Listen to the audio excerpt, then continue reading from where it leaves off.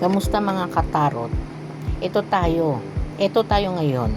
Gagawa natin ng interpretasyon at kahulugan ang mga comment ninyong panaginip.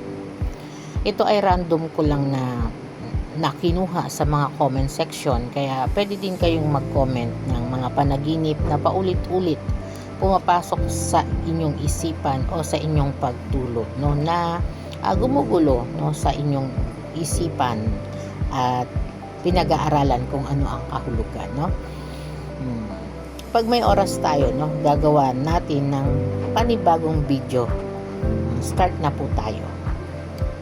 Kung napanaginipan mo o nakapanaginip ka na masaya ang paligid mo at maingay, kami parang magkakaroon ng kasiyahan at nagulat kami dahil sa mga isdang sobrang sigla at ang mga mata ng isda ay nakatingin sa akin, no? Ito ay nagpapahiwatig na masaya at maingay ang paligid, no? Ay kumakatawan sa mga positibong emosyon at pangyayari sa buhay. Maaaring ito ay kumakatawan sa masayang karanasan, mga tagumpay, mga pangyayari na nagpapakita ng mga emosyon at positibo, no? Ang masaya at maingay na paligid ay kumakatawan naman sa mga pangarap, no? Pangarap, mga layunin na nagpapakita ng mga positibong resulta, no? At maaaring ito ay ang inyong mga pangarap, no, ay magtatagumpay, no? At positibo naman ang magiging resulta sa inyong mga pangarap. Ang sigla ng isda, no, ay kumakatawan sa mga pagbabago o mga pag-usad sa inyong buhay, no. Maaaring ito ay sa mga new opportunities o mga hamon o mga pagkakataon na nagpapakita na may mga positibong pagbabago. Ang isda ay kumakatawan sa pangarap o layunin na nagpapakita ng magandang resulta. Ang mga mata ng isda ay kumakatawan naman sa mga bagong pananaw o perspective sa buhay ng mga bagong paraan ng pag-iisip, mga bagong layunin o bagong pangarap. Ang mata naman na nakatingin sa iyo ay sinisimbolo, no, ng pagbabago, no, sa relasyon. Maaring ito ay maging palatandaan na sa totoong buhay ay nagbabago ang relasyon mo, tulad ng pagbabago na mayayaman sa kaibigan, no, mga pamilya at kasintahan. Kung nakapanaginip ka naman ng buwaya, ito ay kumakatawan sa hamon sa iyong pamilya, na maaaring magbigay, no, ng mga problema sa pamilya, kahirapan at mga pagtatalo. Kapag ikaw naman po ay nakapanaginip ng salbabida, no, ang salbabida ay kumakatawan na ito po ay tulong, no, may darating na mahalagang tao sa buhay mo para ikaw ay tulungan, no, na parang malagpasan o makaraos sa iyong mga mabibigat na suliranin. Kapag ikaw naman po ay nakapanaginip ng bata, no, ang kahulugan nito ay ang iyong sarili, no, o pwedeng isa rin sa miyembro ng iyong pamilya na may malaking papel o sa pagharap ng mga hamon sa buhay, no, na maaaring magdala, no, ng maraming swerte o pagbabago sa inyong buhay. Kapag ikaw naman po ay nanaginip ng ginto, no, ito ay tungkol sa pagiging mayaman, no, o pagtitiwala sa isang tao na may mataas na posisyon o may halaga sa iyong buhay, no, at magiging mapang-akit ka kung ikaw ay may ginto o ikaw ay niregaluhan ng ginto o may nakita kang ginto.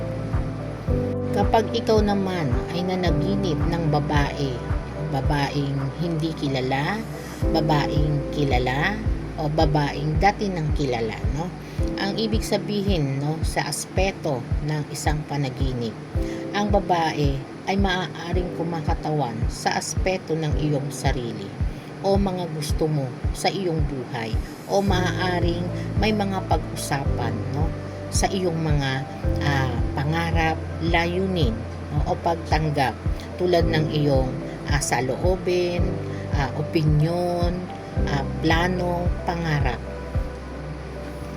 Kapag ikaw naman ay nakakita o nakapanaginip ng mangga, no? Pwedeng hawak, pwedeng sa tindahan, pwedeng sa palengke, pwedeng ibinigay o pwedeng sa puno, no? Na maaaring kumakatawan, no? Sa mga pangarap, mga layunin na nagpapakita ng mga positibong resulta, no? At mga tagumpay, no? Kapag ikaw naman ay nakakita, no, ng panaginip, na panaginipan mo ang anak mong babae, no, na nagpapakita po, no, o kumakatawan po, no, sa iyong larawan noon, no, mula sa pasa, at ang panaginip mo ay nagpapakita din, no, ng saloobin o damdamin o mga maling desisyon, no, at may mga takot at pangamba, no, na maaaring doon sa mga desisyon mo ay meron kang mga pagsisisi o maling kilos, no? At may mga salita na maaari din pong kumakatawan, no, sa mga kritiko mo sa sarili mo o sa ibang tao, no, na nagpapakita din ng iyong mga kahinaan at pagkakamali. Kapag nakapanaginip ka naman, no, ng lotion o pinapahid sa iyong katawan na lotion, no, na nagpapakita o kumakatawan sa mga bagay na nagpapagaang at nagpapakinis ng iyong buhay, no? Ang lotion ay maaaring kumakatawan sa bagay na nagpapagaang at nagpapakinis ng iyong buhay, no? O yung mga lungkot mo, no, na maaaring magagawan mo ng paraan paano mo siya maaalis, makakalimutan o mababawasan yung mga overthinking, no? Tulad ng mga relasyon, mga karanasan, no, na talagang medyo mapanakit o masakit o mahirap kalimutan, no? O maaaring yung lotion usapin din, no, ng material, no, na maaaring doon sa mga bagay na yon ay kumakatawan doon sa mga material na gusto mo, no, na parang nahihirapan ka, no? Magiging sorpresa ng panaginip mo, no, na mabibili mo o pusang lalapit sa iyo yung mga material na matagal mong minimithi, no? Yun po yung ibig sabihin ng panaginip na lotion. Kung ikaw naman ay nakapanaginip ng kumare o old friend, yun, at yung inaanak niya, no, yung parang inaanak niya, no, ay babae, no, ano bang ibig sabihin nun sa iyong panaginip, no? Ang kumare mo ay maaaring kumakatawan sa isang aspeto ng iyong sarili na gusto mong pinag-uusapan o tinatalakay o pagtanggap sa iyo ng buo, tulad ng masaya, totoong tao o hindi nagkukunwari, no? Yun, parang yun yung inilalarawan ng salamin ng salitang kumare, no, sa iyong panaginip. At yung inaanak naman, no, inaanak sa panaginip, no, ay nagpapakita rin po, no, na ang inaanak, no, ay maaaring kumakatawan sa mga responsibilidad, no, na bigla ang darating, no, parang hindi mo inaasahan o hindi pinlano, no, na parang magugulat ka na lang, inasa harapan mo na yung obligasyon o responsibilidad na yun, tulad ng trabaho, no, na malayo po sa plano mo, no, tulad ng paggawa ng bahay, no, na hindi inaasahan, no, na magagawa mo po yung mga bagay o sitwasyon na yun.